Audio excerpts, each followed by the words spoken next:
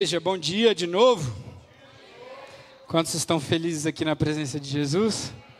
Quem ama Jesus aí? Deixa eu ver. Aleluia, glória a Deus. Primeiro eu quero agradecer, o pastor. É uma honra, mesmo sendo da casa, ter a oportunidade de falar de Jesus aqui. É um privilégio, uma honra muito grande. Muito obrigado, pastor. Todos os pastores dessa casa que confiam em mim para essa tarefa. E oraram por mim, que eu sei. Eu sei que vocês oraram. Eu, inclusive, pedi bastante. Então, glória a Deus. Amém? Então, vamos lá. Eu queria que você abrisse comigo rapidamente em Filipenses, capítulo 2. Nós vamos ler dos versículos 12 ao 16. Vamos lá. Quem achou, diz glória a Deus. Quem não achou, diz misericórdia. Quem está olhando só para o telão, diz misericórdia de novo. Foi grande o número de misericórdia. Vamos lá, aleluia. Olha só, e lá está escrito assim: assim, meus amados, como sempre vocês obedeceram, não apenas em minha presença, porém muito mais agora na minha ausência, ponham em ação a salvação. Repete comigo: ponham em ação a salvação. A salvação de vocês com temor e tremor, pois é Deus quem efetua em vocês tanto o querer quanto o realizar, de acordo com a boa vontade dEle. Façam tudo sem queixas nem discussões, para que venham a tornar-se puros e irrepreensíveis, filhos de Deus, aleluia, inculpáveis no meio de uma geração corrompida e depravada, na qual vocês brilham. Repete comigo: brilham como estrelas no universo, retendo firmemente a palavra da vida. Assim, no dia de Cristo, eu me orgulharei de não ter corrido, nem me esforçado inutilmente. Em algumas versões, esse trecho, estrelas no universo, diz luzes reluzentes. Isso é o que Deus quer para mim e para você, meu irmão. Quem está preparado para resplandecer a glória de Jesus aqui? Feche os teus olhos comigo por alguns instantes, mais uma vez. Espírito Santo, nós dependemos de Ti completamente, o Senhor sabe. Nós não podemos nada, não temos nada, Jesus. Temos apenas o Senhor. E se temos o Senhor, temos tudo. Isso é o que mais vale, é o nosso tesouro de grande valor. Nós Te amamos, Jesus, e clamamos que a Tua palavra seja revelada a nós nessa manhã. Que a Tua glória venha, Deus, e que saiamos daqui completamente. E eu Te peço, Jesus, de novo, completamente transformados, diferentes, cheios e brilhando a luz de Cristo, em nome de Jesus, amém?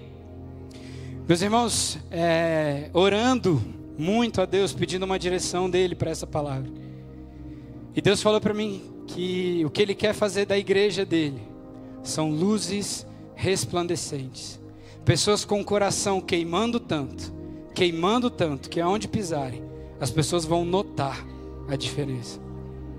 O Senhor quer trazer isso sobre nós, e eu quero dizer para você, eu e você precisamos de um coração queimando por Jesus. Sabe, lá em Salmos, salvo engano, no capítulo 104, no versículo 4, diz assim, que Deus faz dos seus ministros chamas de fogo. Sabe o que Deus quer fazer de mim e de você? Chamas de fogo. Amém? Isso é o que Ele quer fazer de nós. E eu me lembro que na palavra, eu anotei aqui, João, capítulo 5, no versículo 35, diz que havia um cara chamado João Batista. Quem já ouviu falar desse cidadão? Esse cara, ele queimava tanto a luz de Cristo, tanto. Olha só o que a Bíblia relata. João era uma candeia que queimava e irradiava luz. E durante certo tempo vocês quiseram alegrar-se com a sua luz. Olha só, a luz de João Batista era tão intensa, tão forte, tão poderosa, que as pessoas olhavam para João, iam até ele e se alegravam com a luz dele. Olha o que você brilhar a luz de Cristo gera nas pessoas. Deus quer fazer com que a luz dele atraia tanto as pessoas, que as pessoas cheguem para nós sorrindo. E olha só, eu anotei aqui, o desejo de Deus é que sejamos luz, assim como João, que arde e ilumina. Meus irmãos, quando a gente aceita Cristo, confessa Ele como nosso Salvador, A partir de agora nós somos dele. Só que existem características em Deus que são imutáveis. A palavra diz que Ele é luz e nele não há sombra de... Aleluia. Não existe escuridão em Deus. E sabe o que Jesus quis dizer para mim e para você quanto a essa luz? O que a palavra nos relata? Vós sois? Aleluia. Sabe outra coisa que a palavra nos diz? Jesus fala assim, ó, eu vou batizar vocês com o Espírito Santo e com fogo. Jesus quer fazer de mim e de você nessa manhã chamas de fogo, não para dentro da igreja, mas para quando sairmos por essas portas, o mundo seja impactado com o fogo de Deus em mim e em você. Amém? Mas olha só, existe uma coisa muito interessante aqui. Se a gente apagasse a luz de todo esse prédio aqui, imagina comigo, a gente apaga todas as luzes aqui, não fica nenhuma luzinha acesa. Se eu chegar aqui na frente e acender um fósforo, o que acontece? Dissipa a escuridão. Olha só, alguém já ouviu falar alguma vez, ou foi em alguma loja e falou assim, amigão, me vende aqui uma lanterna de escuridão, por favor, onde eu ligue ela aqui, ó, e sai escuridão aqui dela. Existe isso?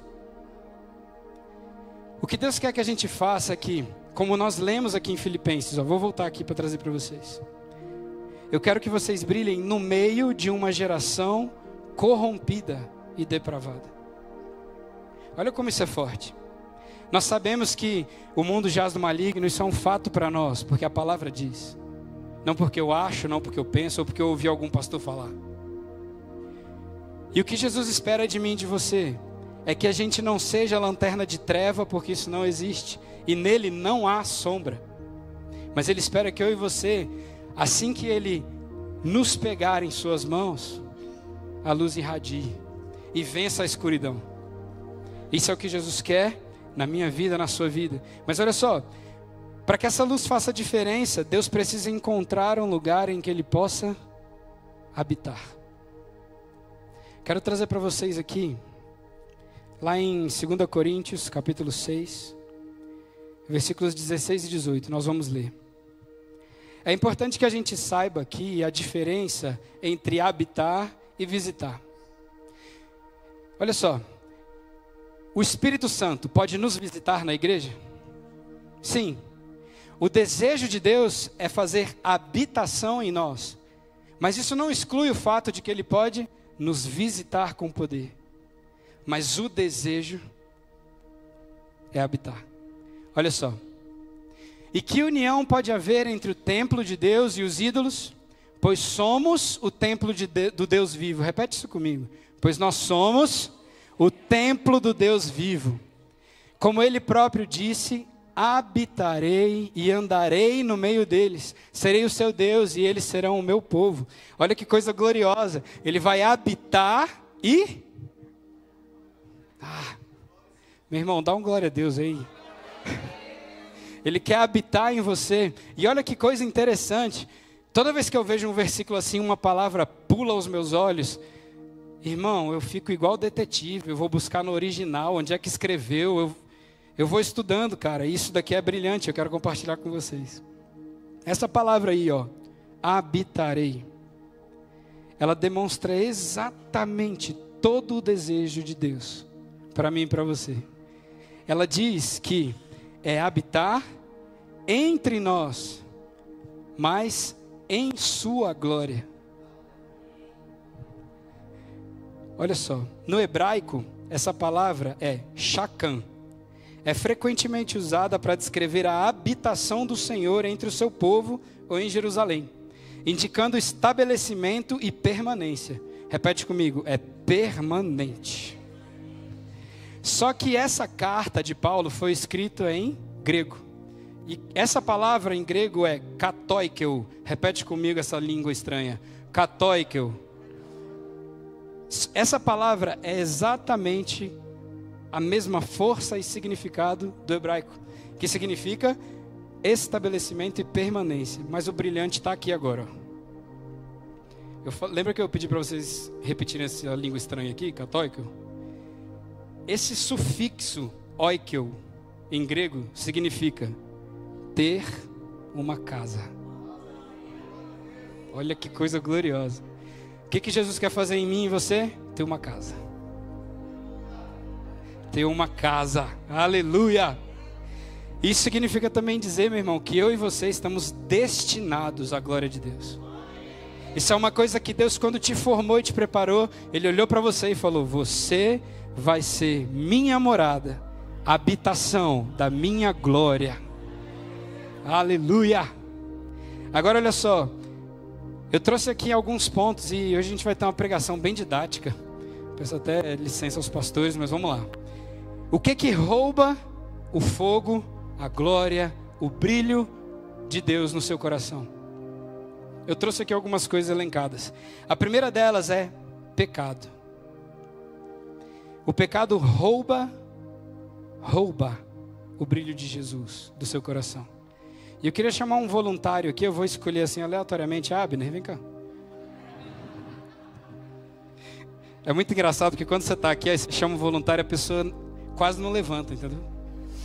Mas vem cá, Abner, olha só. Quero dar um exemplo para vocês, só para vocês entenderem como o pecado funciona. Pode vir aqui, vaso.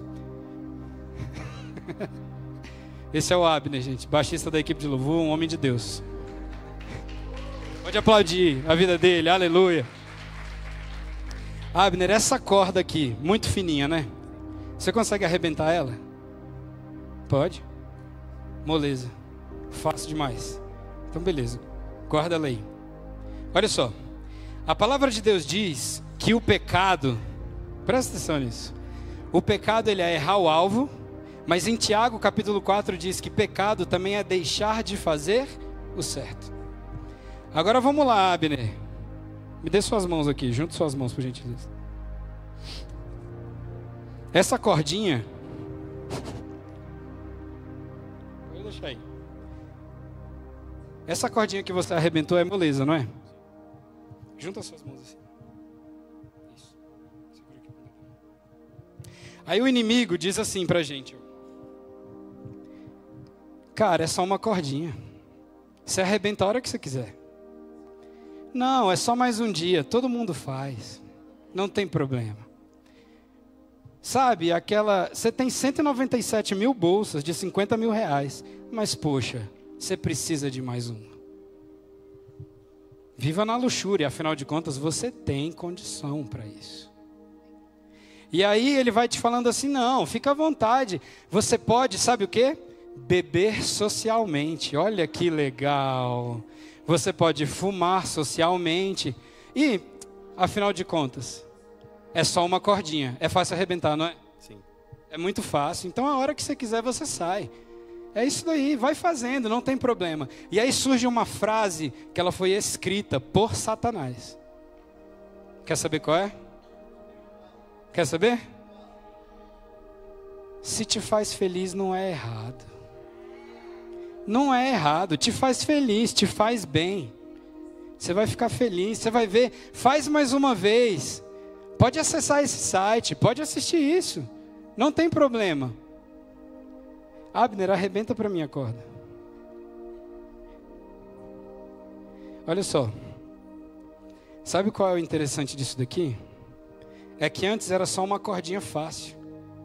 E o inimigo quer nos confundir e sempre te dizer assim: cara, é fácil. Qualquer momento você diz não. A qualquer momento. O controle está com você. Só que ele fez você repetir isso tanto que agora você está preso nisso. E sabe qual é o pior? Se eu pegar a corda e trazer o Abner para cá, ó, ele vem comigo. O que isso significa? Ele perdeu o poder do não. Está tão amarrado, tão preso, que ele perdeu o poder de dizer não.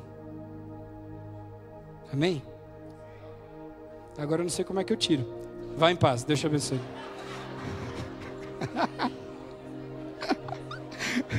Traz uma tesoura.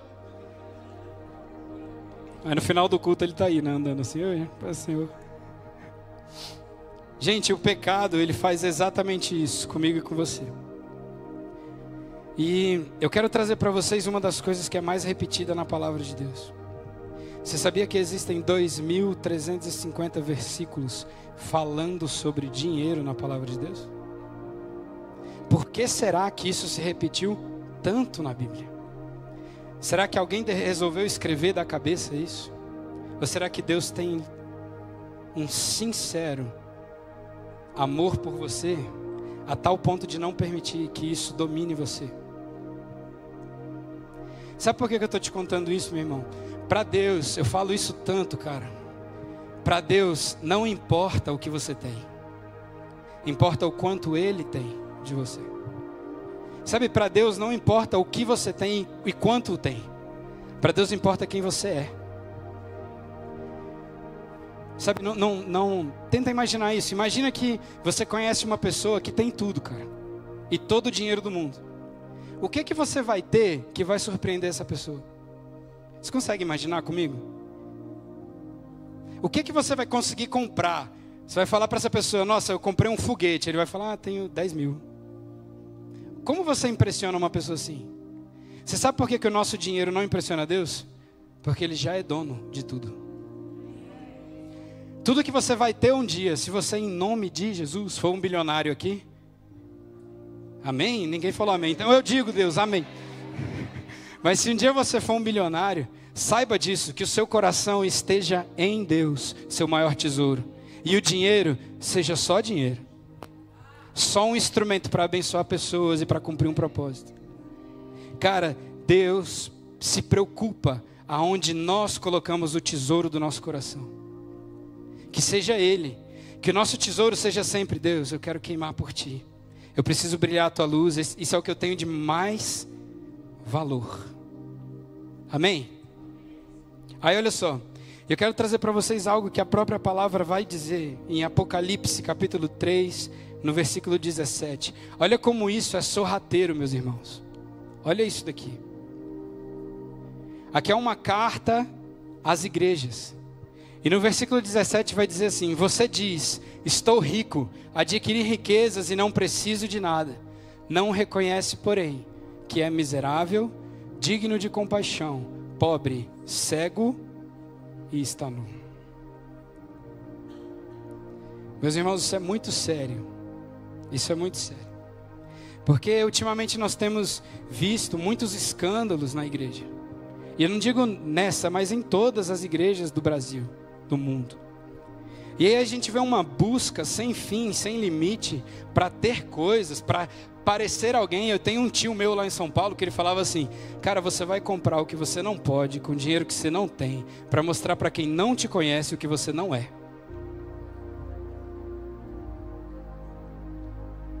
E aí, tá tudo tão invertido, os valores, as verdades estão tão invertidas, que um dia eu escutei uma pregação e o cara falando assim: se você é rico, você é um abençoado. E eu falei: eita Jesus.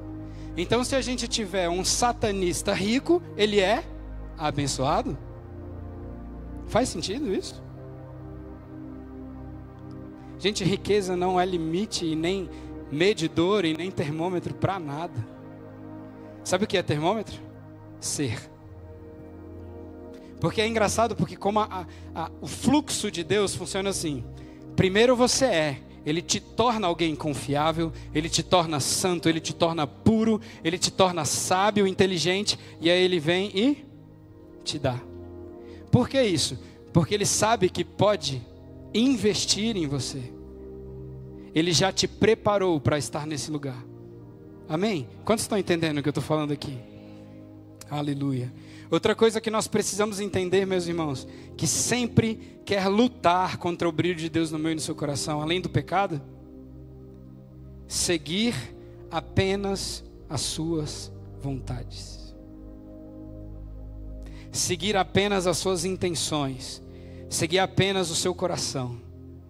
Lembra da frase que eu falei aqui, que foi Satanás que escreveu e jogou no mundo? Se te faz feliz, tá tudo bem. Faz mesmo. Você vai ficar feliz.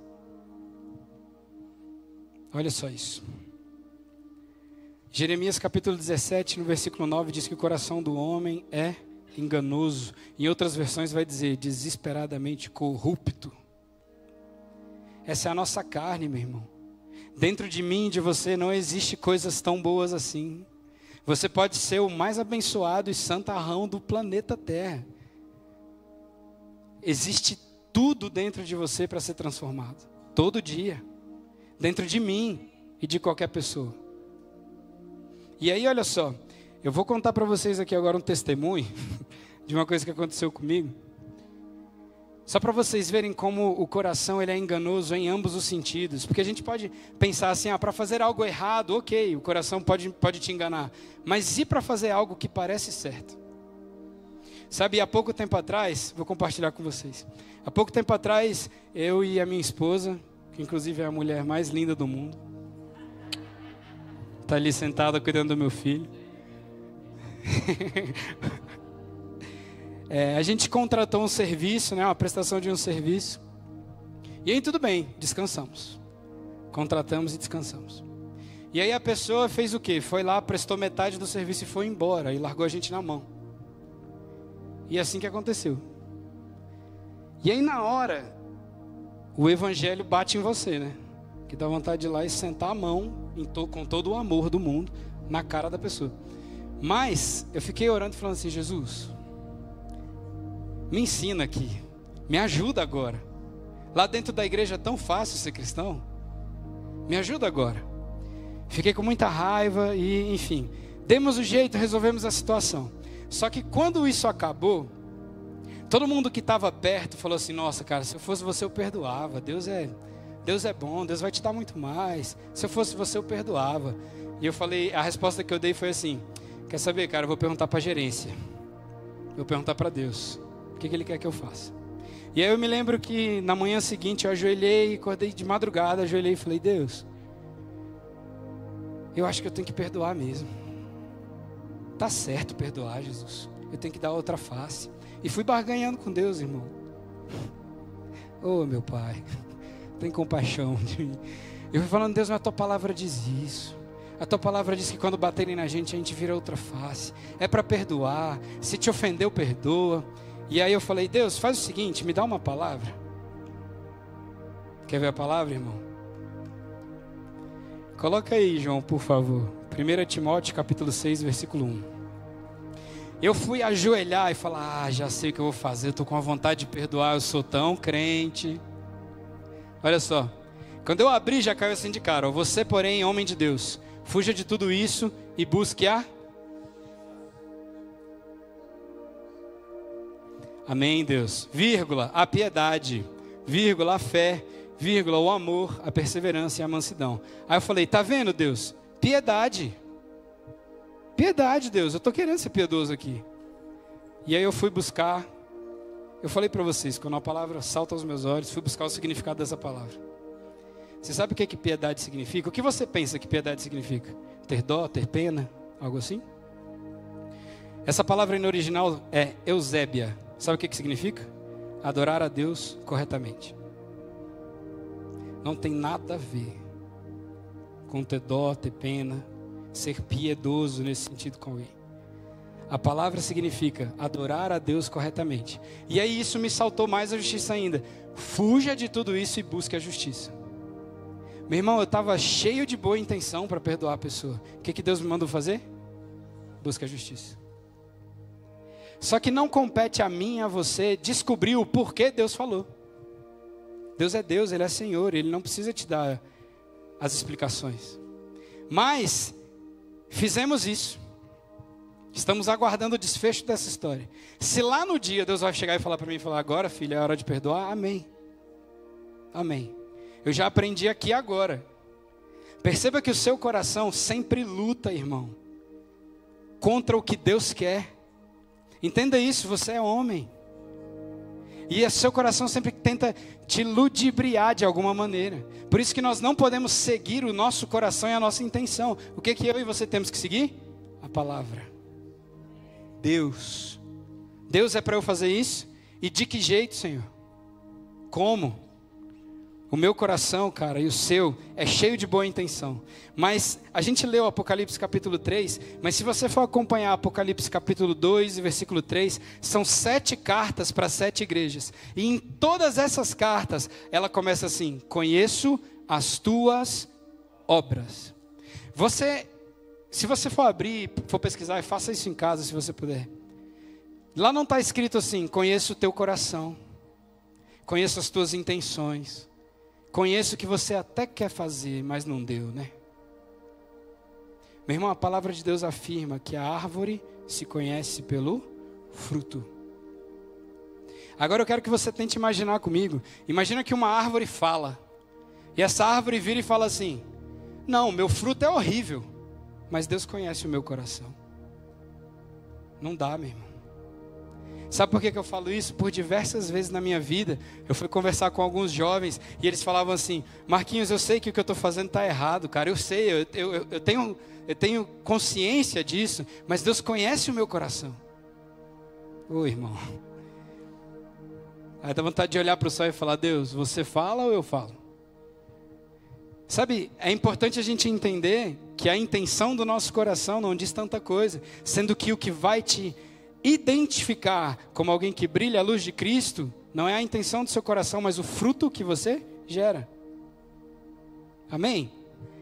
E aí olha só, Deus tinha sempre um meio de trazer o povo dele de novo para essa realidade, e era usando os profetas no Antigo Testamento principalmente. Ele usava os profetas, levantava eles e falava: ei, povo do Senhor, volte para Deus. Vocês estão seguindo muito o coração de vocês, olhem para Deus. Sabe, a gente precisa entender com muita clareza, meu irmão, que existe um outro ponto. O pastor Clênio falou isso daqui no domingo passado, que rouba muito o fogo de Deus de nós.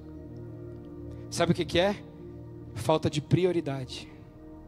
Não priorizar as rotinas da fé, que é orar, ler a Bíblia, jejuar.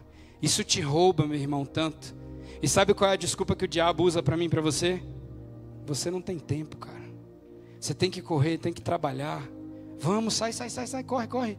E aí sua vida vira uma loucura e você nunca prioriza o que é mais importante. Sabe, se você for estudar a história de grandes heróis da fé, você vai ver que existem relatos em suas biografias que falam assim: quando eu tinha um problema para resolver, eu orava 2 horas. Mas quando eu tinha muito problema, eu orava 4. Aí eu orava 5 antes de sair de casa. Só que existe essa conduta, ela se repete em todos os grandes nomes dos heróis da fé. Por que será, meu irmão? Deus trouxe para mim e para você já uma receita. Priorize a mim, busque primeiro a mim. Eu controlo tudo, lembra? A gente já falou aqui, Ele é dono de tudo. Com que você vai se preocupar? E eu sei que falar isso daqui agora, num domingo de manhã, num culto, aleluia, é muito fácil. Mas eu quero te dizer que lá fora, você pode sim aplicar essa verdade. Entender que isso funciona sim lá fora. Amém? E aí olha só, o pastor Clênio falou na semana passada: quanto mais você prioriza Deus, mais a luz de Deus vai estar em você. Olha só, explicando algo para vocês aqui. Dentro desse contexto, salvação da nossa alma, existem 2 obras muito importantes. São elas: a obra da justificação e a obra da santificação. Repete comigo: justificação, santificação. Qual é a grande diferença dessas 2 obras de Deus na minha vida e na sua? A obra da justificação, meu irmão, ela já foi concluída. Jesus, quando você vem, ouve um apelo, Deus fala ao teu coração, você levanta a tua mão, aceita Jesus como seu Senhor e seu Salvador, você está justificado. Por quê? Porque você aceitou? Não, pelo sangue de Jesus. Ele pagou a dívida que você devia. Isso é a obra da justificação. Mas existe a obra da santificação, e é aqui que eu quero conversar um pouco mais. A obra da santificação diz respeito àquilo que eu coloquei dentro de você, meu filho, agora precisa ser visto do lado de fora. As pessoas precisam olhar para você e reconhecer que você se parece comigo, pelo que você faz, como você anda, como você sorri, olha, abraça. A obra da santificação, meu irmão, é uma parcela minha e sua. Aqui, eu e você cooperamos com a obra redentora de Cristo. É nesse lugar que eu e você temos participação ativa E aí, ela acontece de uma maneira, a palavra vai nos afirmar, ela acontece por meio da graça. E aí esse conceito, na última vez que eu ministrei aqui, eu até falei bastante disso, mas eu quero rapidamente relembrar com vocês. Graça, meu irmão, a gente entende isso muito errado. Graça não é a sua permissão para pecar e viver depois e falar, não, Deus me perdoe, estamos no tempo da graça. Graça, meu irmão, é capacitação de Deus para te fazer viver como Ele escolheu que você vivesse. Sabe como nós entendemos muitas vezes? Desse jeito, não, é uma grande cobertura. Eu posso fazer errado e depois é só eu voltar e pedir perdão. Para quem pensa assim, meu irmão, pode ser que não dê tempo, tá? A graça, meu irmão, se você fizer um comparativo entre Velho Testamento e Novo, no Velho Testamento, meu irmão, para você adulterar, você tinha que ir para as vias de fato com uma mulher que não fosse sua. Para você matar alguém, você tinha que ir lá, descer-lhe a pancada até a pessoa morrer. Só que na graça, a palavra vai dizer, não é o Marquinhos, a palavra vai dizer que se você odeia seu irmão, você é um assassino. Se você olha para uma mulher e a deseja aqui, você já cometeu adultério. Você consegue perceber que a graça, ela é um padrão mais elevado? Quem está entendendo o que eu estou falando aqui? A graça é um padrão mais elevado. Você pode falar assim, mas é impossível fazer isso. Não, porque é isso que a graça veio fazer. O que você não consegue fazer é a capacitação de Deus. Graça normalmente se confunde muito, sabe com que outra palavra que a gente não costuma fazer conexão? Unção. Capacitação de Deus para realizar algo. A graça é Deus te ajudando e te dando o poder para vencer as fraquezas da sua carne, do mundo ao seu redor. Amém? E olha só, no Antigo Testamento a pessoa tinha que ser, perceba, tinha que ser contida externamente, ou seja, os outros tinham que olhar para você e falar, nossa, como é santo e religioso, no Antigo Testamento. Só que já na graça é uma coisa que ninguém enxerga de pronto, mas precisa te observar agindo igual a Cristo. Só que vem um plus com isso daí. Quando ele te vê agindo igual a Cristo, adivinha o que acontece? Quero ser igual. Olha essa alegria que ele tem, eu não tenho. Olha a paz que ele vive tendo. Ele está cheio de problema, mas tem uma paz que eu não consigo explicar. É isso que Deus quer fazer conosco. Sabe o grande interesse de Deus é que a gente brilhe tanto a luz dele, cara. Que o mundo olhe para nós e fale assim, meu Deus, eu estava nessa escuridão aqui. Preciso me iluminar com isso daí. Amém? Agora, existe uma coisa que faz com que as rotinas da fé façam sentido, que é a transformação por meio dessas rotinas. Olha só, precisamos de transformação, porque eu posso chegar aqui com vocês e ficar a manhã inteira falando um monte de coisa, vocês vão sair daqui cheios de informação, mas se vocês não colocarem aquilo em ação, isso não passa de informação, e informação não muda ninguém. O que muda alguém? Ser transformado. E de preferência, quando estamos falando de evangelho, de dentro para fora. Amém? E aí olha só, coloca para mim aí 1 João capítulo 3, versículo 2. Olha que coisa magnífica está escrito aqui. 1 João capítulo 3, versículo 2.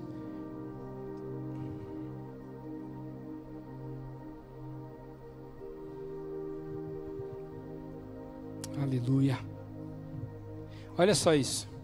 Agora, amados, agora somos filhos de Deus. E ainda não se manifestou o que havemos de ser. Mas sabemos que, quando Ele se manifestar, seremos... Pode dar um glória a Deus aí, meu irmão. Seremos semelhantes a Ele, pois o veremos como Ele é. Só que essa palavra traz sobre mim e sobre você uma grande responsabilidade. Meus irmãos, se a palavra está nos afirmando que nós seremos como Ele é, significa dizer, alguém vai ter que mudar. E deixa eu te dar uma notícia, igreja, não vai ser Ele, tá? Amém? Quem pode dizer um amém para isso? Não vai ser Ele que vai mudar. Significa dizer que somos nós que precisamos nos transformar para parecermos com Ele. E aí, eu comecei citando com vocês ali que a própria palavra vai nos afirmar que Ele quer nos batizar com o Espírito, mas também com fogo. Abre para mim Mateus capítulo 3, versículo 11. Mateus 3, 11.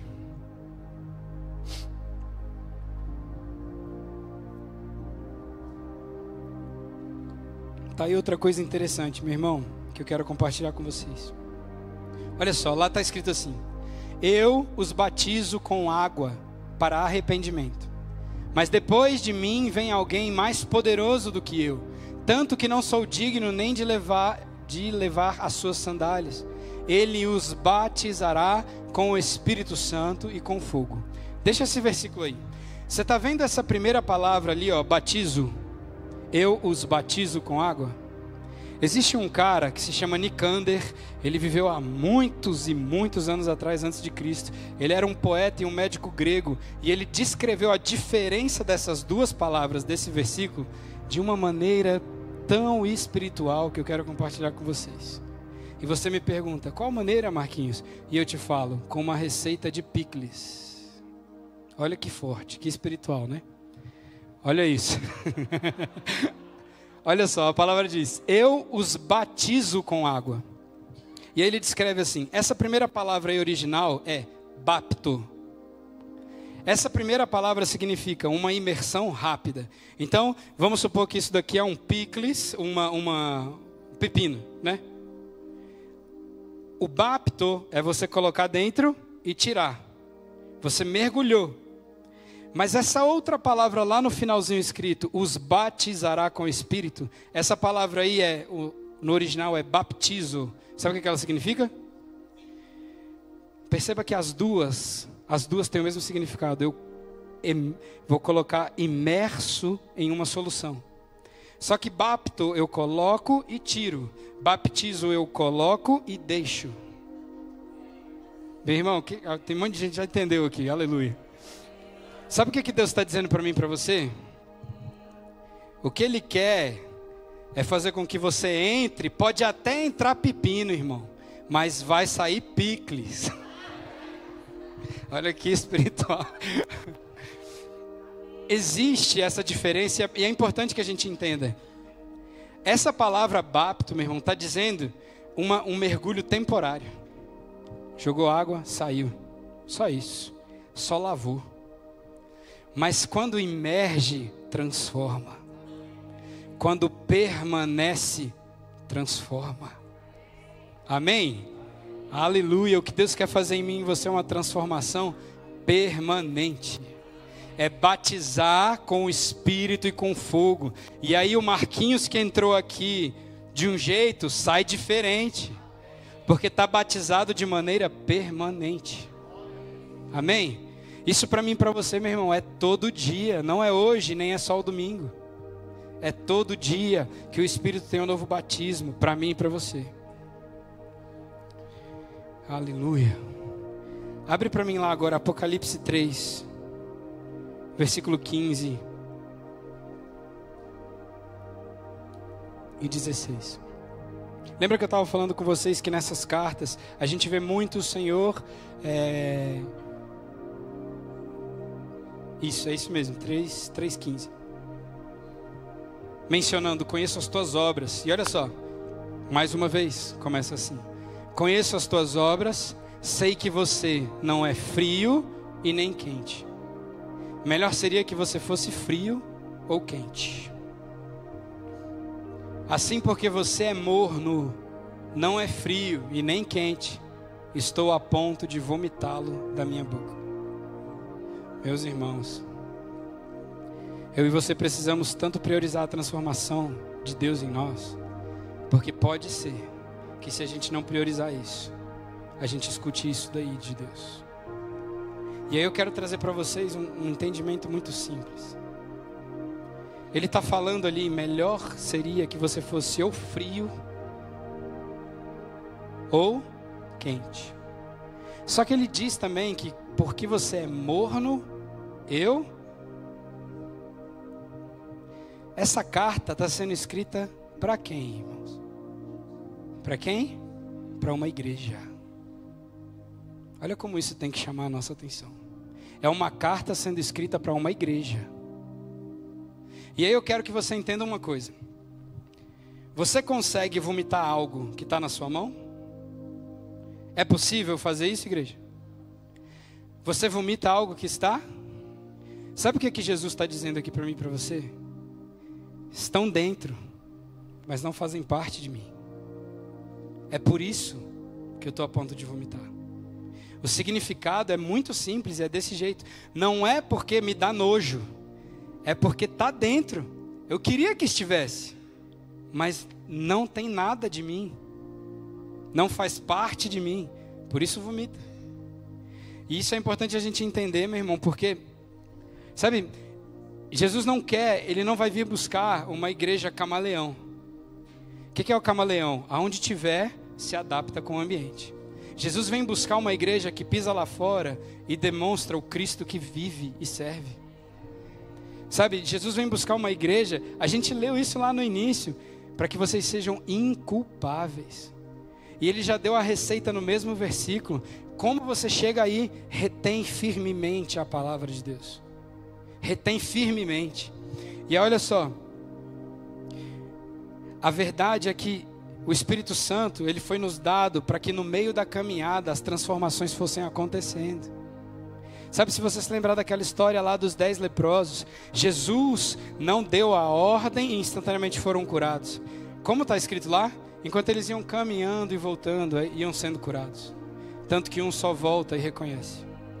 Mas é no caminho, repete comigo, no aleluia. Jesus quer ir transformando a mim e você no caminho. Só que para Ele ir te transformando, você precisa ouvi-lo. Sabe, você consegue, meu irmão, presta atenção aqui em mim. Você consegue caminhar com um grande homem de Deus, com uma pessoa que você estima muito, o dia inteiro e não ouvi-lo. Você consegue caminhar com uma pessoa de Deus e não prestar atenção em nada que está sendo dito. Sabe o que vai acontecer? Você perdeu uma chance muito grande. Quando eu saio com pessoas que eu honro e admiro, inclusive aqui dessa casa, eu procuro não falar quase nada. Sabe, eu gosto muito da vontade de chegar para a pessoa e falar assim: fala aí, fala o que você quiser. Fica falando aí. Só fala, que eu quero ficar te ouvindo, cara. Eu já fiz isso com esse homem de Deus que está sentado aqui na frente. Então eu quero só te dizer isso, sabe? Com o Espírito Santo é a mesma coisa. Você pode caminhar e Ele dentro de você o dia inteiro falando com você e você não ouvi-lo. Basta você não querer ouvir. Amém? Nós precisamos de mais pessoas parecidas com Jesus. E não de mais eventos, conferências. Amém? Nós precisamos ser mais parecidos com Cristo. E aí eu quero te trazer agora algumas soluções que o Senhor ministrou ao meu coração. Para que você tenha uma vida assim, regada do fogo de Deus. Sabe uma conduta que você tem que ter? É uma vida de adoração. E como eu sou do meio da música, eu sei que essa confusão sempre foi construída dentro da igreja. Meu irmão, você sabia, vai se chocar agora, quer ver? Você sabia que a adoração não tem nada a ver com música? Adoração não tem nada a ver com música. Mas é nada, irmão, é nada mesmo. Você não adora a Deus só com um fundinho musical. Você vê na palavra de Deus várias vezes o povo adorando a Deus, se prostrando, elevando as suas mãos aos céus, clamando a Deus. Só que a adoração, ela pode ser expressada por meio de música e canção. Sabe, eu estava até falando com a equipe de louvor esses dias. Irmão, adoração não é música. Música é uma ferramenta que nós podemos usar para adorá-lo. Só que louvor, meu irmão, apesar de não ser a adoração, é a voz da adoração. Louvor é o que torna real de outra maneira adorar a Deus, usando uma ferramenta. Só que o Senhor criou a música, o Senhor criou o teatro, o Senhor criou todas as artes para a glória dele. E a música é só um instrumento. Só que uma vida de adoração, ela é muito mais intensa, é um contexto muito gigantesco, mas também muito simples. É só entender que Ele é o Deus da sua salvação. E sem Ele você nada pode fazer. Sabe, existe um grande homem de Deus, que ele é o pastor da Bethel Church lá nos Estados Unidos, na Califórnia. E há pouco tempo atrás ele perdeu a esposa dele com câncer. E aí ele pregou, em um final de semana ele perdeu a esposa e passou a semana inteira, viveu o luto dele e clamou a Jesus. No próximo final de semana, os pastores da igreja abriram a escala e estava escrito lá: quem vai pregar? Bill Johnson. E todo mundo ficou: quem fala? Eu e você. Fala eu falo você. Ligaram para ele e falaram assim: pastor Bill, eu sei que o senhor está escalado, mas o senhor não acha melhor ficar mais um tempo recluso, afastado? Meu irmão, você está preparado para o que ele respondeu? Que isso mude a minha vida, a sua vida. Ele falou assim para o corpo eclesiástico dele. Ele não respondeu nada na ligação. Chegou na igreja, reuniu todo mundo e falou assim: meus irmãos, somente nessa era nós temos a oportunidade de adorar a Deus em meio à dor. Quando nós formos para a glória, lá não vai haver dor, lá não vai haver choro. Somente aqui eu tenho a oportunidade de, mesmo em meio à dor, adorá-lo com tudo que eu sou e com tudo que eu tenho. Meu irmão, isso mexeu tanto comigo, porque é o simples entendimento de que não importa a circunstância, Deus te deu um lugar na mesa para contemplá-lo de perto, para adorá-lo perto. Amém? Aleluia. E agora eu quero trazer para vocês, eu queria até chamar o Vitor aqui, o guitarrista. Falei para vocês que a pregação hoje ia ser didática.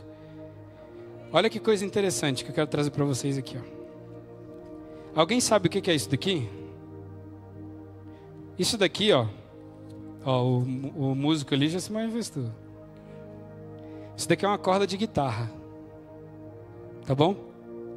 Só que a corda de guitarra, ela não vem conectada ao que ela foi feita para fazer. Você compra ela desse jeito aqui, ó, num pacotinho e sozinha. Só que ela tem um objetivo.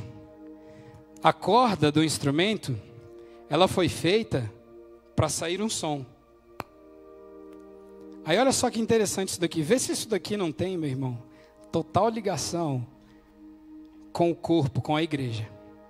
A corda da guitarra, ela foi feita para ser conectada a algo muito maior do que ela. O propósito dessa corda ter sido fabricada é para que ela seja conectada a algo maior. Só que olha só, se eu pego essa corda e coloco ela aqui, ela está conectada sim ou não? Sim, ela está ligada aqui. Mas ela é operacional? Ela foi feita para ficar pendurada aqui? Não. Olha só, essa parte do instrumento nós chamamos de headstock, essa parte aqui de cima. O prefixo dessa palavra em inglês significa cabeça. Essa parte aqui do instrumento nós chamamos de corpo. Quando eu ligo a corda a algo maior, ela foi fabricada para isso, ser ligada a algo maior e cumprir o propósito dela. Quando eu ligo a corda ao corpo, ela começa a se encaixar no que foi feita para fazer.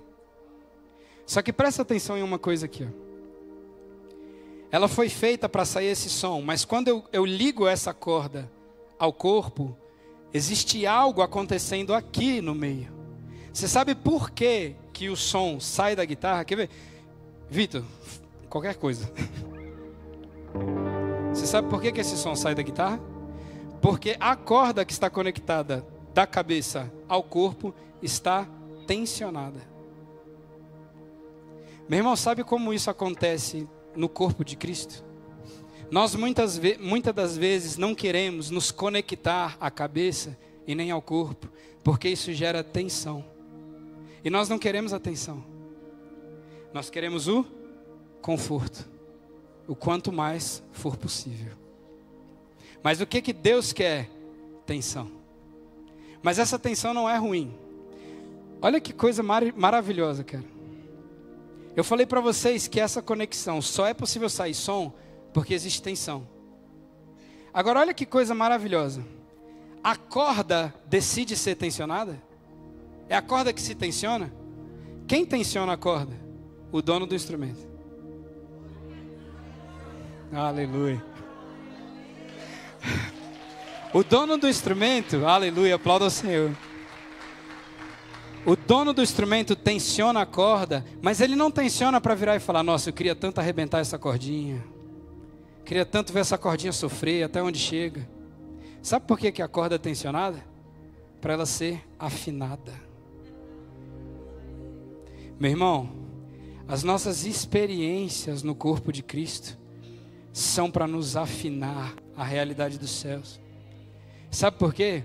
Para que quando o dono do instrumento for tocar a sua vida, saia uma linda melodia que fale do nome dele, que represente a glória dele na terra. Aleluia. E eu me lembro, meus irmãos, que uma vez eu tinha chegado na igreja que eu fazia parte. E a igreja era uma igreja muito grande e tinham esquecido um violão em cima do púlpito. Ele estava lá quietinho, eu cheguei na igreja, era um dia de semana, a igreja estava vazia, eu falei, cara, uma ótima oportunidade para pegar esse violão e começar a tocar. Pensei nisso, fui correndo no púlpito e quando eu encostei no violão, o Espírito Santo falou comigo assim, não toca não. E eu falei, beleza, Deus, não vou tocar. E fiquei ali, Senhor, o que o Senhor quer falar comigo? E ele falou assim, meu filho, se você não pegar esse violão e não tocar, não sai som. Se você não pegar as cordas e dedilhar e posicionar o seu dedo no lugar certo e fazer as coisas e aumentar o volume, não vai sair som. E eu falei, verdade, Deus? Vejo que o Senhor é músico também. Eu perguntei, Deus, o que o Senhor quer falar comigo? Ele virou para mim, aí eu fui e peguei no violão. Deus falou assim para mim, você é meu violão. Não sai som de você se eu não te tocar. Meu irmão, Deus quer te tocar. Deus quer te tocar essa manhã.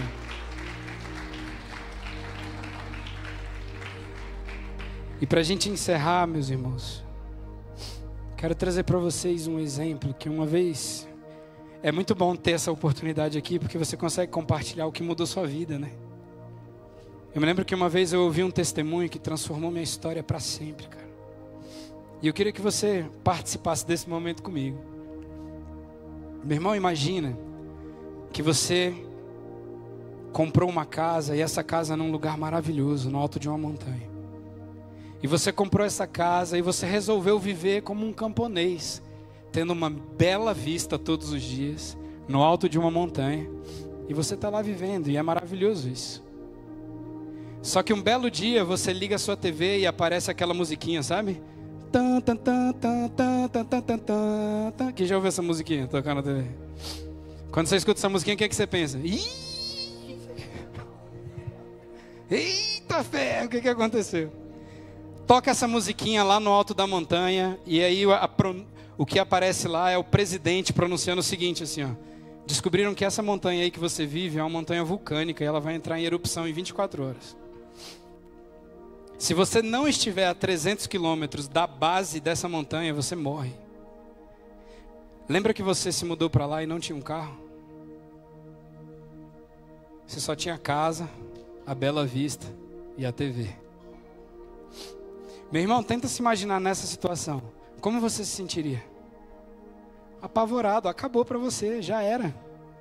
Como? Só para você ter uma ideia, eu fiz alguns cálculos, apesar que eu não sou da área de exatas. Eu fui pesquisar um monte vulcânico médio.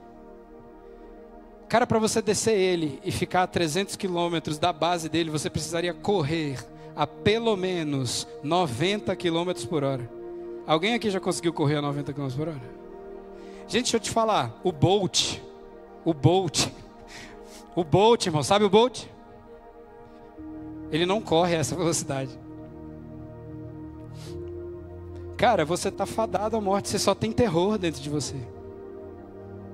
E aí você entra dentro da sua casa e fala, beleza, acabou, eu sei que eu vou morrer, eu não posso fazer nada. Aí, presta atenção aqui comigo.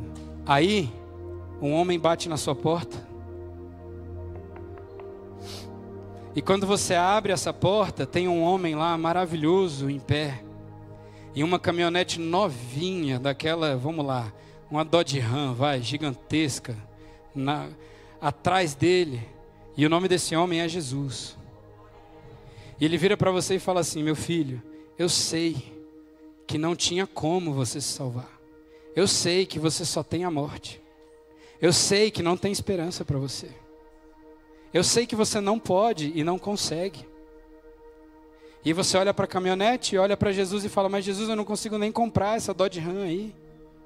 E ele fala assim, porque eu te amo mais do que eu amo a mim mesmo. A chave é sua. Pode ir, você está salvo.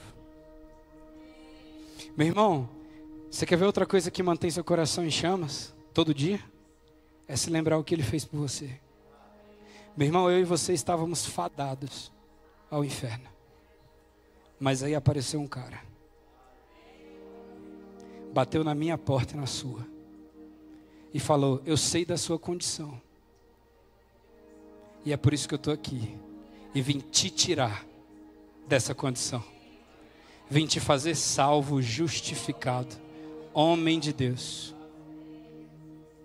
Aleluia. Cara, não sei você, mas quando eu começo a falar de Jesus, aí o olho mareja, sabe? Porque eu sei de onde ele me tirou, cara. Já contei para alguns de vocês aqui meu testemunho. Eu sei que se não fosse ele, vocês não estariam me ouvindo hoje aqui. E aí, cara, eu fui fazer uma pesquisa aí. Eu espero nada mais, nada menos do que uma rajada de glória a Deus aqui depois dessa. Mas olha só, lembrem-se quem Deus é, o que Ele fez por você. Saiba que Ele está a seu favor, não contra. Mesmo que Ele precise te tensionar às vezes, Ele está a seu favor.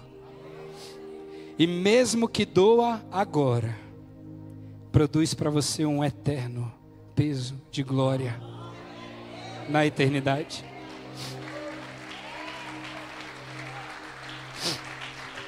Meus irmãos, Buda terminou a vida dizendo assim, procure a verdade. Confúcio terminou a vida dizendo, eu não sou o caminho. Maomé terminou a vida dizendo, eu não sei o propósito da vida.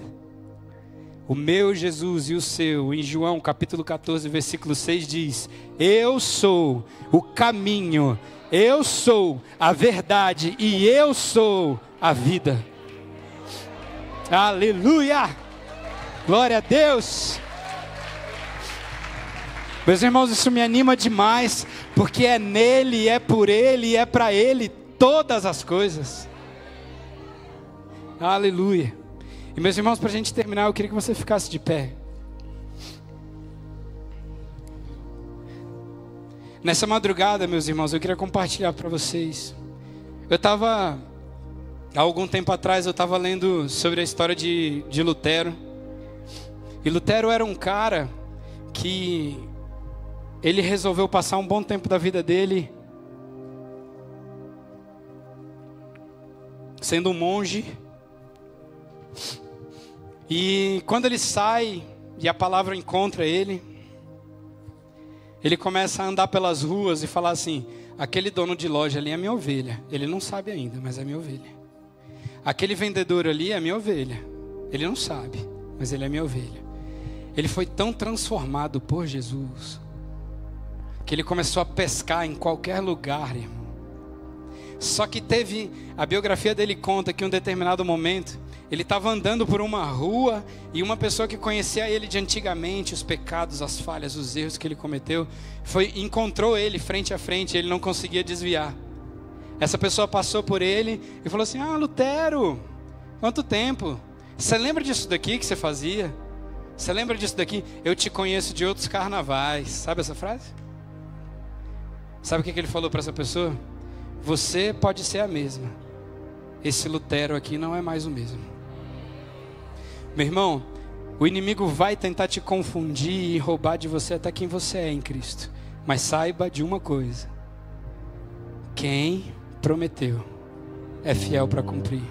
Se ele te coloca em um lugar e te chama filho, não existe ninguém no universo que consiga te chamar de outra coisa. Nessa madrugada, quero compartilhar com vocês. Eu tive um sonho, cara, e eu acordei estremecido. Até acordei minha esposa para contar sobre esse sonho. Eu estava em um lugar e parecia o céu. Eu só via nuvem em volta de mim. E de longe eu vi uma imagem que parecia uma noiva. Mas sabe quando você enxerga uma imagem macro? E se você força ou dá zoom, assim, no celular isso acontece muito. Você vê uma imagem grande e quando você dá zoom, você consegue ver as imperfeições da imagem, ou os detalhes da imagem, que você não consegue ver à distância. E eu via como se fosse uma imagem de noiva. E eu lembro que quando eu forçava os meus olhos, essa imagem de noiva, eram milhões de pessoas em pé. Só que teve um momento nesse sonho, meu irmão, que foi a melhor parte dele. Eu ouvi uma voz atrás de mim, e era uma voz como de trovão, meu irmão. E eu ouvi uma vez um homem dando um testemunho falando assim: quando Jesus está no lugar e fala alguma coisa, você sabe que é Jesus. E veio uma voz de trovão atrás de mim, mas ao mesmo tempo suave e mansa. E ela falava assim nesse sonho comigo: eu vou buscar a minha igreja. Eu vou buscar a minha noiva. Essa é a minha noiva. E eu começava a chorar muito nesse sonho. E o Senhor Jesus, eu me sentia desautorizado a olhar para trás, sabe? Como se eu não pudesse olhar para trás. Mas a voz estava ali, falando: eu vim buscar a minha noiva. Eu vou buscar a minha noiva. Não esqueça disso, filho, eu vou buscar a minha noiva. Isso ficou falando. E quanto mais eu chorava, mais essa frase repetia. E aí, em um determinado momento, essa voz falou assim: a minha noiva precisa deixar tudo o que parece com o mundo no altar e não pegar de novo na segunda-feira. Deixa para sempre. E aí essa voz falava: é minha noiva. E isso trazia dentro da minha mente nesse sonho tantos significados. Ele está dizendo só uma coisa: é para mim. Meu irmão, eu não poderia fazer nada diferente disso daqui. Eu não quero te obrigar, mas meu desejo é esse. Cara, esse sonho era tão real. A voz era tão forte. Tinha tanta vida nessa voz, sabe? Meu irmão, eu queria que você fechasse os teus olhos agora, enquanto o Ministério de Louvor vai nos conduzir em adoração. Eu queria que você fechasse os teus olhos. E o que o Espírito Santo de Deus ministrou ao meu coração é que Ele ia trazer à mente tudo aquilo que parece com o mundo. Meu irmão, mas às vezes o que Ele vai trazer à tua mente parece uma coisa até boa. Mas eu queria que você não perdesse a oportunidade. A simples oportunidade de colocar isso diante do altar. Feche os teus olhos nessa hora.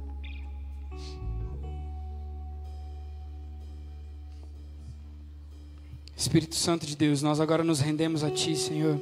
E nós clamamos, Deus, que o Senhor venha trazer, Pai, a nossa memória tudo que existe em nós que parece com o mundo e não tem parte do Senhor.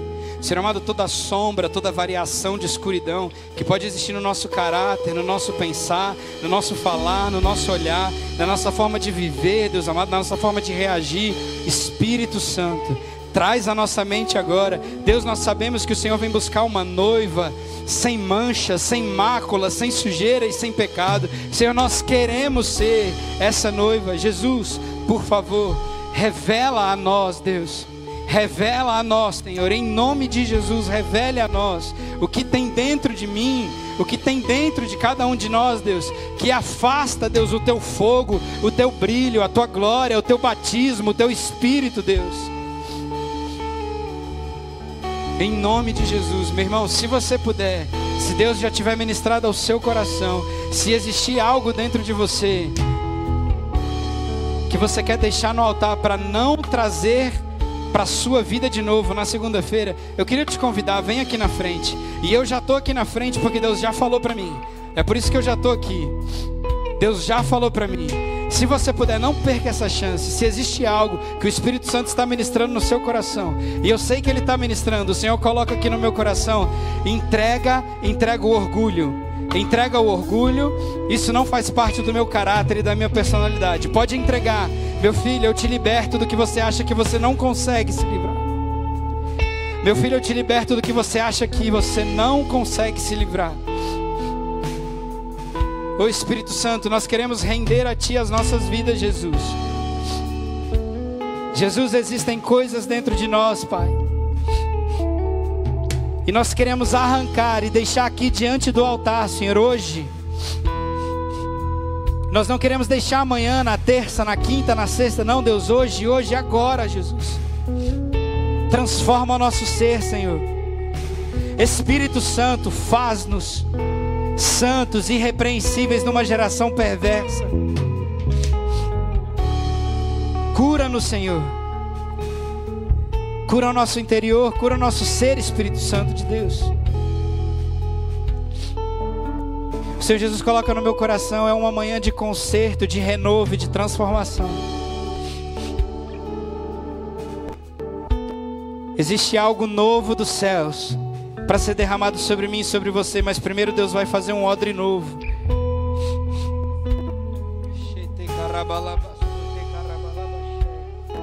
Vem, Espírito Santo de Deus. Vem sobre as nossas vidas, Jesus. Transforma, Pai, todo o nosso interior, Jesus. Todo o nosso interior, Deus, transforma, muda nosso ser, Senhor. Nós pedimos a Ti, Jesus. Traz libertação agora, Espírito Santo. Traz libertação agora, Espírito Santo. Tem uma pessoa sentindo dor na escápula. O Espírito Santo está dizendo: eu curo você agora. Essa dor vai embora agora, para que você entenda que eu sou o Senhor. Para que você entenda que eu estou te ouvindo. Ô Espírito Santo de Deus, nós queremos deixar e abandonar tudo que não vem de Ti. E nós não pegaremos de volta, Senhor, na segunda-feira. Está aqui no altar e daqui não vai sair conosco. Aqui fica para sempre, Jesus. Aqui fica para sempre, Jesus. Em nome de Jesus, Espírito Santo,